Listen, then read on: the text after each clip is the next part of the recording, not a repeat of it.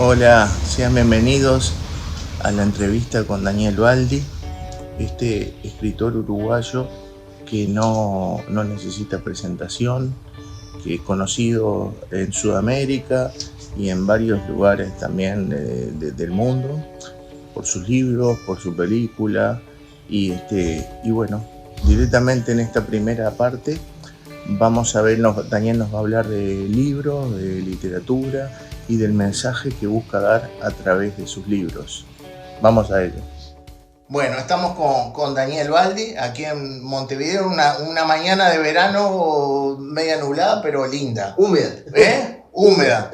Ahí está. Para la gente de España, Daniel Baldi es un exfutbolista y autor, escritor, que escribió en España mi mundial que se está viendo en el cine, se está viendo, le comentaba él que hasta en los autobuses la estaban pasando.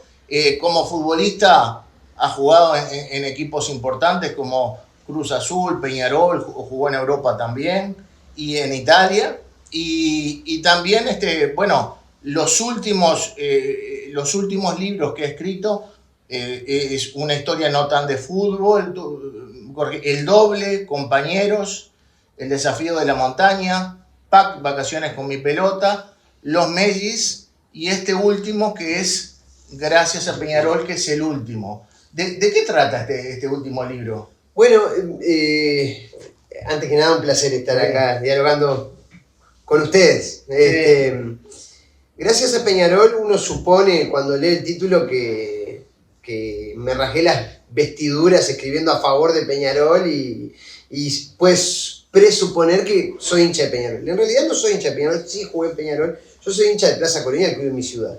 Lo que pasa es que Gracias a Peñarol habla de un niño que viene del interior del país, de la ciudad de Melo, a jugar a la casa club de Peñarol. A mí me pasó, en su momento vivía en Colonia y vine a la casa club. Y en realidad es una crítica a cómo se desarrolla la vida de los jóvenes en la casa club. ¿Por qué? Sobre todo cuando yo era joven, ahora ha cambiado un poco y yo creo que uno de los articuladores de este cambio fue sin duda el maestro Tavares, pero cuando yo era chico se estilaba a ya perfilar al joven para el fútbol y sacarlo o no fomentar otra cosa más allá del fútbol. Entre ellas, ni que hablar, el estudio. Pero también está en ello la lectura y otras actividades extrafutbolísticas. No se da, no le interesa al dirigente del fútbol fomentar la formación integral del futbolista, que a mí me parece un grosero error, porque de esos jóvenes futbolistas van a llegar muy poquitos a vivir del fútbol.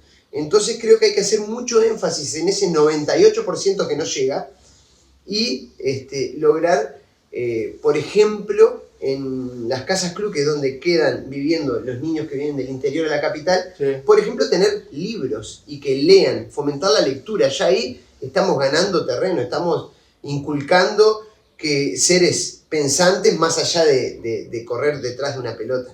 Entonces, el Gracias a Peñarol es porque este niño, el protagonista de la historia, viene a la casa club, no queda libre en Peñarol, pero es ahí en la casa club donde él comienza a leer y despierta el interés por la lectura. Después, cuando el fútbol lo deja de lado, él sigue leyendo, se mete termina los estudios, se pone a estudiar para lograr ser profesor de historia y lo logra. Entonces, Gracias a Peñarol no es tanto por el fútbol, sino porque es ahí en la casa club, cuando él está jugando en las inferiores de Peñarol, que comienza a leer. Y vos en tus libros, en las conferencias, en donde podés hablar, como que siempre haces énfasis en eso, en el porcentaje muy pequeño de los que llegan y los que no, ¿verdad? Porque como que es algo que siempre se fijan, se aferran del 1% que ya esperándose formar parte de eso y no se preparan para formar parte del 99%.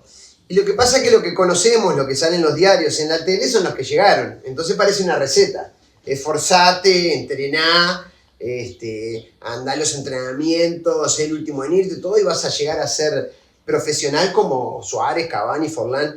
Y en realidad esos son los que conocemos, parece como que fuera una receta, pero detrás de cada Suárez hay 300.000 que no llegaron y no sabemos quiénes son, porque no salen en los diarios, pero es la gran mayoría. Cada un Suárez hay 1.000.000 de jóvenes que jugaban con Suárez, que por ahí tenían más capacidades que Suárez, por ahí se esforzaban tanto o más que Suárez y no llegaron, porque el factor suerte en algún momento también es preponderante.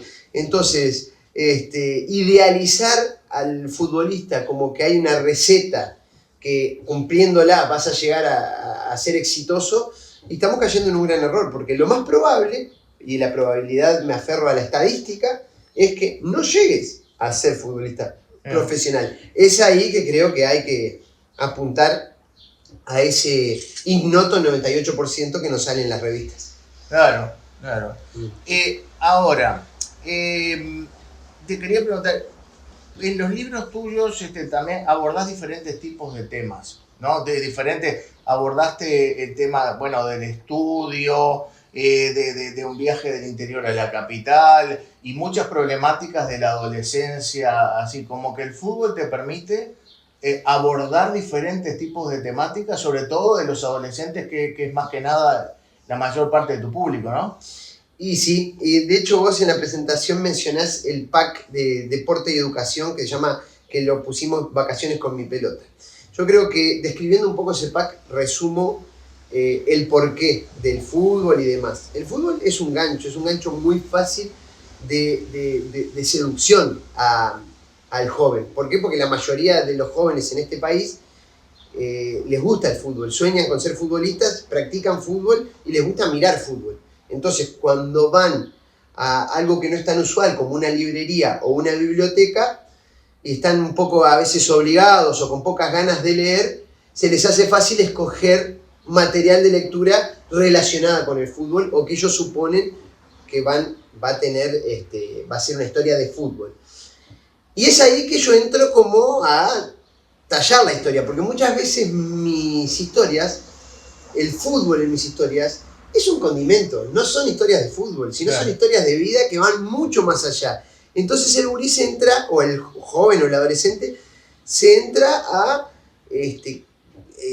enrolar en la historia, lo entra a atrapar la historia y termina leyendo algo que es ahí donde yo quiero el mensaje, el nudo de la historia, lograr que lo atraiga la lectura de tal manera que después pueda reflexionar en base a ella. Pero el gancho del fútbol sin duda me ayuda a acercar lectores que no tienen muchas ganas de leer. Entonces, yo creo que en eso, el haber formado parte del mundo fútbol y haber sido futbolista profesional y demás, me ha dado un bagaje y un conocimiento de esto que me permite relacionar el fútbol con un montón de otras cosas, de otros componentes, de otras historias y de otros mensajes. En mis historias he tocado problemas de adicciones, problemas el mundo de la homofobia, de la homosexualidad en los jóvenes. Muchas veces el fútbol me da la posibilidad de que me comiencen a leer y después dispararle la cabeza a un montón de otras cosas que por ahí nada tienen que ver con este deporte.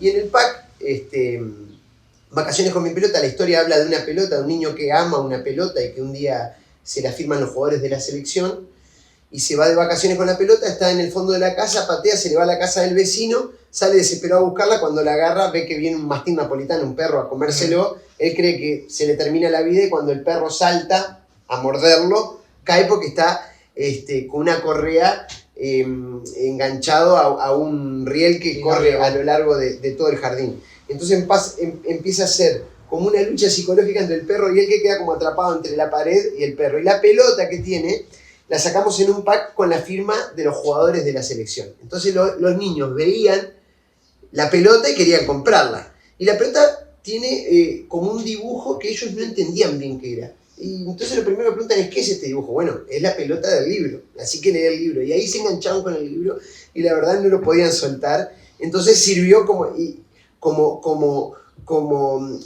herramienta de unión entre un mundo que era el fútbol y la gana de patear la pelota, con el literario. Y ahí se despertaron un montón de curiosidades y de lectores nuevos que se engancharon con el libro y me mandaban reseñas y dibujos de la historia. Y eso, bienvenido sea que haya otros caminos paralelos que hagan sobre todo lo más noble de esto, que es que el niño o el adolescente lea.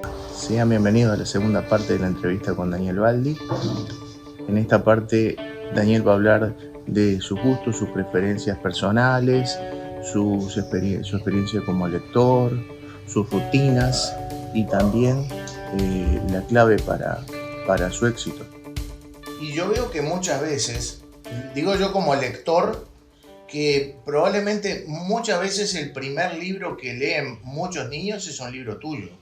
Pero ¿vos te acordás del primer libro que leíste? ¿Del primero que leíste? Sí. Me acuerdo y hasta el día de hoy, a veces, hoy día, por ejemplo, mi nena, la del medio, está enganchándose con esos libros, que eran los libros de Elige tu propia aventura. Ah, sí. Mi mamá quería que yo leyera, era maestra, y yo quería jugar a la pelota de niño.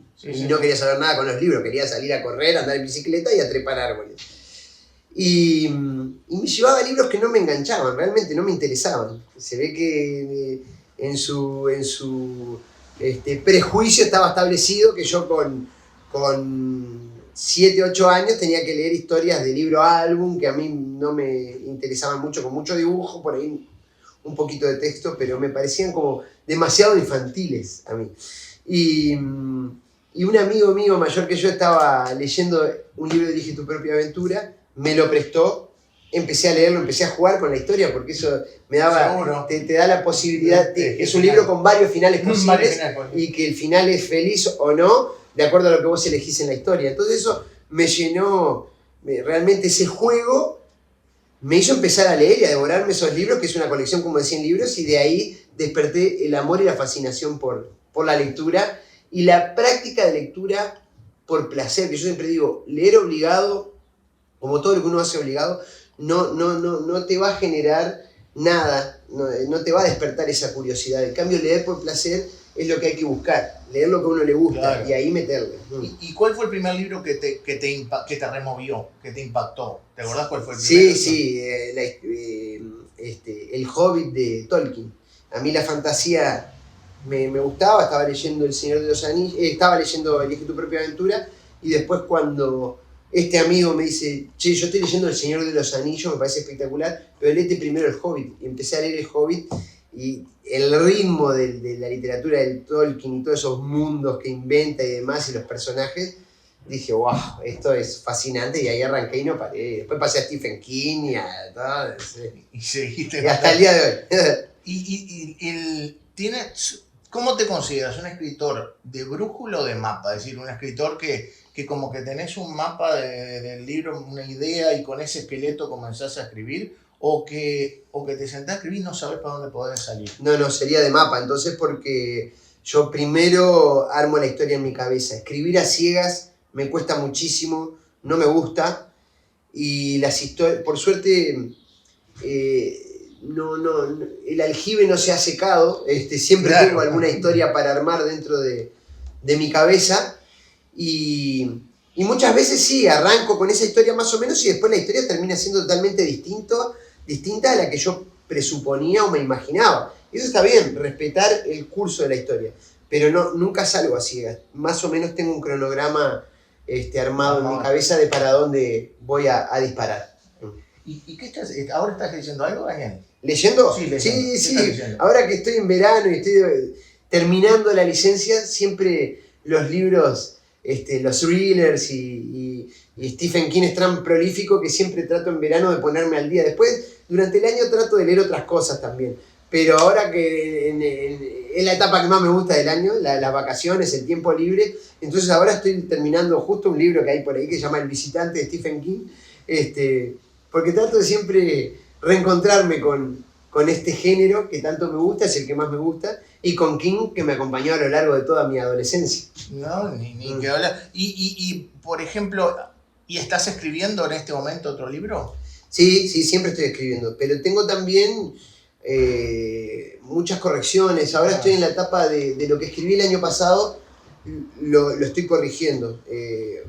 Siempre me dicen, ¿escribiste un libro? Y bueno, sí, depende. Para mí el libro está escrito una vez que lo corregí como 4 veces, Claro. así que estoy escribiéndolo, pero la historia está terminada. Empezar y terminar la historia no me cuesta tanto como después Como la revisión. pulirla. Ah. Sí, sí. Y decís que te gusta Stephen King. ¿Hay algún, y claro, es un género particular diferente al que escribís ahora? Sí. ¿Hay algún género en particular en el que te gustaría incursionar en el futuro o algo? Capaz que lo haces, capaz que no. Sí, a mí me gusta muchísimo. De hecho, considero que tengo muchos libros que le han dado un formato infantil-adolescente y que es adulto. Me encantaría hoy o mañana escribir libros que tengan ya, que estén en las librerías, en los lugares de literatura adulta. Cuando digo adulto puede ser la misma historia. Pero bueno, un poco el vínculo comercial se me ha asociado mucho con niños y adolescentes, que a mí me gusta mucho, me encanta que me lean, pero me gustaría también que hoy o mañana, bueno, sentirme libre y no atado a que todo tenga que ser en una visión para ese público y poder sentirme más libre de abordar un montón de temáticas que me gustaría, que son de carácter más adulta, sin duda. Daniel, te quería consultar lo siguiente. Por ejemplo, a ver, tú tenés 2 rubros fundamentales, que es, bueno, de haber sido el fútbol y la escritura. Entonces, llegaste a jugar fútbol a alto nivel, jugaste con estrellas del fútbol, jugaste en Europa, jugaste en equipos grandes, y es muy difícil eso. Eso lo hemos hablado, de que muy pocos llegan a eso. Y también es muy difícil lo que has logrado como escritor. Escribir muchos libros, que miles de personas compren tus libros, que hagan una película con tus libros. Lograste 2 cosas dificilísimas en una vida. ¿Cómo hiciste? Bueno, sí. Y joven además. Cosas que a priori uno supone muy antagónicas, ¿no? Pero que sin embargo tienen permanentes enlaces y cruzamientos. Y mi vida estuvo cruzándose. Para mí no... es tan natural escribir, leer y jugar a la pelota, pero hay un porqué de esto. Cuando yo era chico, la pelota inmediatamente me cautivó y era lo más fácil de todo, era ponerme a jugar a la pelota durante horas porque me encantaba. Y mi mamá hizo mucho énfasis, mi papá también, pero mi papá era bastante más futbolero que mi mamá, entonces era como que ese lado a él le gustaba también. Sí. Me daba rienda suelta y mi mamá siempre... me obligó a, aparte de jugar al fútbol, a hacer algo más. Nunca me permitió, jugar a la pelota y no hagas más nada, no. Lee, estudiá, prepárate, punto. Y jugá a la pelota. Y crecí con eso, pero insertado en la cabeza como un chip, así, tac. Y entonces siempre, aparte del fútbol, me dediqué a hacer otras cosas más, porque sabía que mi vida no podía terminarse ahí, en el fútbol y nada más. Entonces fue que exploré en la música, exploré en la literatura, que eran las cosas que también me gustaban, y un montón de cosas más. Hice curso de locución radial, porque me gusta mucho la radio. Hice curso de catador de vinos, porque me gustan los vinos. Cuando viajé a Italia conocí bodegas, viñedos, y ahí fue que y ahora hoy día sigo estudiando. Entonces siempre estoy como tratando de hacer algo más y me pasó que la literatura siempre fue una compañera, tanto a nivel de lectura como de escritura. Entonces lo hacía en mis ratos libres. Y un día me publicaron una editorial, y además seguí publicando hasta el día de hoy. Pero formó parte de mi vida desde que voy al primario, a la escuela, la lectura. Y después la escritura se suma, sí, se incorpora en mi vida en el secundario, en el liceo, que es cuando empiezo a escribir mis primeros cuentos. Pero no era jugador de fútbol, no era nada. Era una persona con mucha avidez para probar y ver si había cosas que me gustaban y cosas que no, y que si servía para algo tenía condiciones para la otra. Lo mismo que en el deporte. El fútbol siempre me gustó, pero me gustaron un montón de deportes. Nadé, remé, jugué al básquetbol. Yo siempre aconsejo a los niños que les gusta el fútbol que exploren otros deportes también. son edades para explorar. Son edades que uno es una esponja y recibe un montón de información y la canaliza mucho mejor que si se pone ahora a mi edad, a los 40 años, intentar empezar a leer ahora. Bueno, no, me costaría el triple y seguramente no llegaría a escribir un libro, quizás sí, pero me costaría muchísimo más. Pero esas edades, uno empieza como a naturalizar su vida de tal manera. Yo creo que los padres deben inculcar esas cosas. Sí, a mí hay veces que padres me dicen, mi hijo no lee nada. Vos, pero si le das la chance de que no lea, va a preferir estar enfrente al celular. Claro. Yo no digo sacarle el celular. Vos, pero como le obligás a lavarse los dientes. Si tu hijo te dice no tengo ganas de lavarme los dientes, ¿le vas a decir, no te laves nunca más los dientes? No. Claro. Si le vas a decir, ¿por qué? Porque si no te vas a carear los dientes, vamos a tener... Con la lectura lo mismo. Un niño que te dice, no quiero leer, no me gusta leer. No, bueno. Vas a tener la libertad de elegir la lectura que quieras. Pero leer vas a leer. No, obvio. Porque es como los dientes. Si no se te va a carear algo acá dentro del cerebro. Sí. Hola, bienvenidos a la tercera parte y última parte de la entrevista con Daniel Baldi. Aquí Daniel va a hacer un análisis de lo que es el fútbol profesional. También vamos a tener una buena anécdota con un referente, un ícono de la literatura de todos los tiempos. Y también va a dar su opinión sobre la actualidad en la literatura uruguaya y los escritores. Daniel, te quería preguntar, recién me estabas hablando del tema de eso, sos de Colonia, que es una ciudad del interior hermosa, de cómo cuando niños y adolescentes jugamos al fútbol, esas tardes enteras de toda la tarde, las vacaciones de julio, fútbol, cómo somos, puede ser la historia de cualquier lugar de Sudamérica esa, y nos divertíamos mucho jugando eso. ¿El jugador profesional se divierte jugando al fútbol? ¿O tiene que cubrir, hay que cubrir los espacios, hay que ayudar en la marca, hay que hacer esto? ¿Estás tenso o estás distendido cuando estás jugando al fútbol? A la hora de jugar es lo que te gusta. Yo siempre digo que a mí me dejó de gustar el fútbol cuando me terminé en futbolista profesional, cuando me transformé en futbolista profesional. No por el fútbol en sí, que me encantó los estadios, la gente, el hacer un gol, el jugar y hasta el ser suplente y conocer otras ciudades y demás, siempre tratando de aferrarme a qué me haría feliz, porque uno siempre quiere jugar y a veces no le toca, porque hay 11 titulares y vos sos suplente, y entonces es difícil eso. Y bueno, hay que aferrarse a otras cosas, también lindas. Pero el mundo del fútbol es un mundo que a mí no me gusta. Yo lo denuncio bastante en mis historias. El trato al futbolista, el exagerado volumen de dinero que hay y tan mal repartido. Muchas veces hablamos de millones y millones de dólares y seguimos teniendo equipos totalmente empobrecidos que son la cantera de esos jugadores que después terminaron siendo millonarios, pero sin embargo ese jugador no es tan millonario como su representante.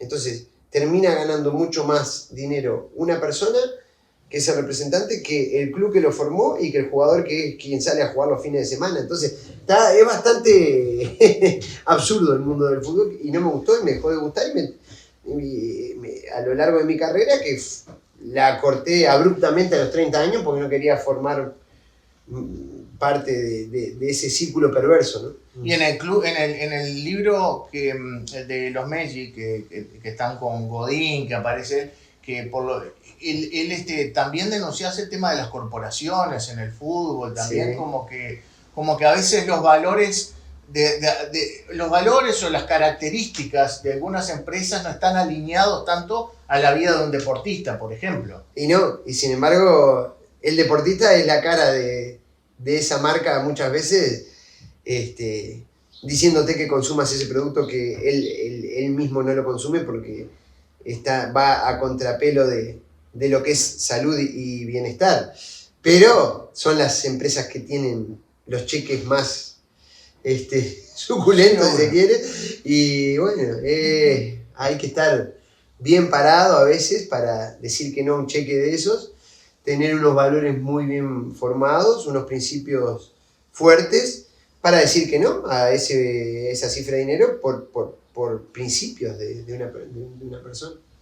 Daniel, yo no te quería robar más tiempo porque sé que Esto da para hacer 5 charlas de este tipo así, por todas las cosas que pasa. Además uno se va por las ramas y hablando de literatura y de fútbol, que son 2 temas que nos gustan a los dos, se nos va. Pero leí algo, y te quería redondear con esto, que conociste a Galeano y que tuviste la posibilidad de tratar con él. Me gustaría para cerrar que nos cuentes un poco cómo lo conociste y lo que pudiste tratar con él.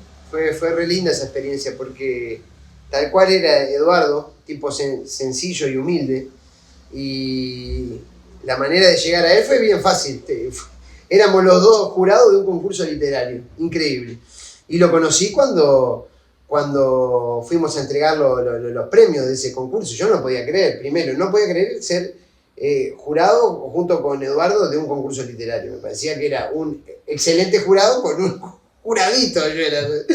Y bueno, cuando me ve me dice que le gusta mucho lo que estaba haciendo, le gustaba mucho lo que estaba haciendo y que le pasara la dirección de mi casa. Yo digo, qué tipo simpático, bueno, muchas gracias. Evidentemente lo hizo como, yo qué sé, como una, no sé, como una cordialidad, como que se sentiría en el deber. Se la di, pero digo, nunca va a ir a, ¿para qué querrá la dirección de casa? Pero bueno, para saber dónde vivo, nada más. Y un día me tocó timbre y estaba en casa con sus libros, me los dedicó y me empezó a dar algunos consejos y demás de escritura, y cada tanto me llamaba y todo, mantuvimos una relación muy linda, muy cercana hasta el último día. Espectacular, y bueno, te cuento cómo lo conocí yo en 10 segundos, que también como es de literatura, y Eduardo Galeano es una eminencia. Yo fui a la presentación de su libro Espejos en Río de Janeiro, y él estaba ahí, y bueno, lo fui a saludar, y yo digo, uruguayo, sí, uruguayo, no sé. Y tú podés creer que me regaló el libro, me lo firmó. Yo no dejó que lo pagara, me lo regaló, lo tengo Espelios en portugués, firmado por él. Y lo guardó también. Como dicen, la humildad de los grandes. Bueno. La sencillez de los grandes, ahí está. Daniel, te agradezco mucho por haber hablado conmigo.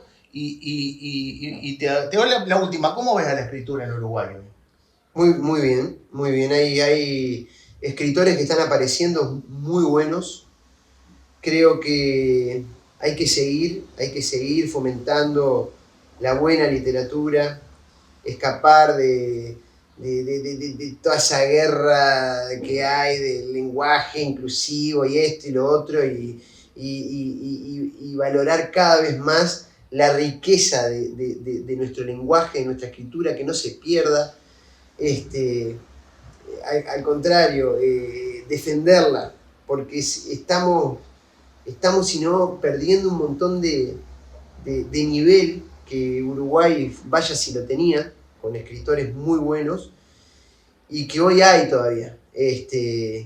Pero no podemos empezar a dinamitar esos pilares tan ricos, de un lenguaje tan rico. Para mí el español es el lenguaje más rico que hay, con ideologías que vienen hasta de otros lados y con otros idiomas, y que atentan a la belleza de nuestra escritura, a la riqueza, y sobre todo atentan a los lectores. Hay que darle cada vez hacer más énfasis a que haya más lectores sanos, y una persona que lee es una persona que piensa, y una persona que piensa no escapa al adoctrinamiento y forma una percepción muy distinta, y empieza a alejarse cada vez más de ideales políticos y demás, y empieza a formarse su propio ideal, y empieza a discernir qué sirve y qué no, y no sigue a la manada.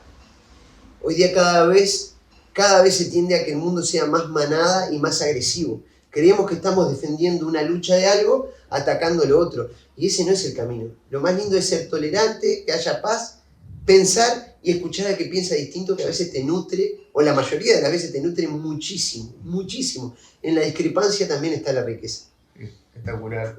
Daniel, te agradezco mucho habernos recibido aquí en tu casa, y bueno, desearte que continúes como hasta ahora en todos los frentes con el éxito que estás teniendo, y que nos sigas entregando los libros que nos estás entregando, y bueno, el mayor de los éxitos y de la suerte.